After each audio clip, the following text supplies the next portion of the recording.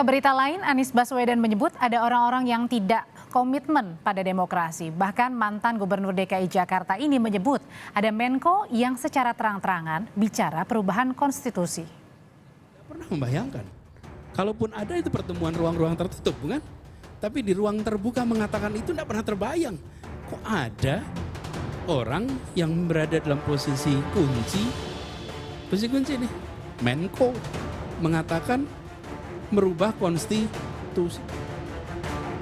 Bakal calon presiden Koalisi Perubahan Anies Baswedan mengungkap ada Menko secara terang-terangan bicara perubahan konstitusi.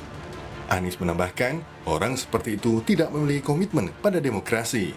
Terkait pernyataan Anies, politisi PDI Perjuangan Deddy Sitorus menyebut pernyataan itu terlalu mengada-ngada. Pasalnya, tanpa ada bukti dan fakta, pernyataan Anies bisa membuat gaduh politik tanah air. Silakan lihat denyut nadi di parlemen, tempat di mana konstitusi itu mungkin diubah.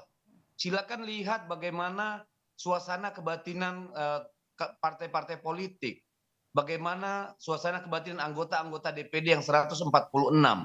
Lalu mari kita bicara, benarkah ini persoalan esensial atau ini adalah sesuatu yang merupakan bersifat dinamika gitu. Jadi saya kira janganlah membuat sesuatu ya yang sebenarnya orang nggak peduli tadinya gitu ya. Sekarang tiba-tiba karena Anies melahirkan yang namanya hiruk pikuk dan justru membuat kegaduhan.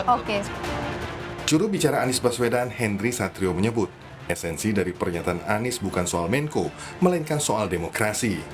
Henry menambahkan, Anies justru mengajak semua pihak untuk tetap menjaga demokrasi. Bahwa perbincangan malam itu membahas tentang bagaimana demokrasi yang harus dijaga. Demokrasi yang harus dijalankan untuk Indonesia. Jadi pada saat banyak pihak merasa perlu mengetahui siapa Menko-nya, kalau menurut saya bukan itu esensi yang malam itu ingin dibahas. Sementara itu, pengamat politik Burhanuddin Muhtadi menyebut, sebaiknya Anies tidak usah menyebut soal Menko, melainkan cukup menyebut salah satu petinggi, meski publik tahu siapa Menko yang disasar Anies. Menko yang dimaksud itu elephant in the room. Ya, kita sudah terlalu tahu siapa yang mau dituju oleh Anies Baswedan. Tapi kalau misalnya Anies mau concern soal message ketimbang messengernya, ketimbang mau concern pada substansi makola ketimbang mankolanya, harusnya cukup dengan menyebut kata petinggi tanpa harus menyebut nama Menko. Meski tidak menyebut Menko yang dimaksud, namun pernyataan Anies menimbulkan pro dan kontra sejumlah pihak. Terkait pernyataannya, Anies mengajak semua pihak untuk komitmen menjaga demokrasi. Tim Liputan, Kompas TV.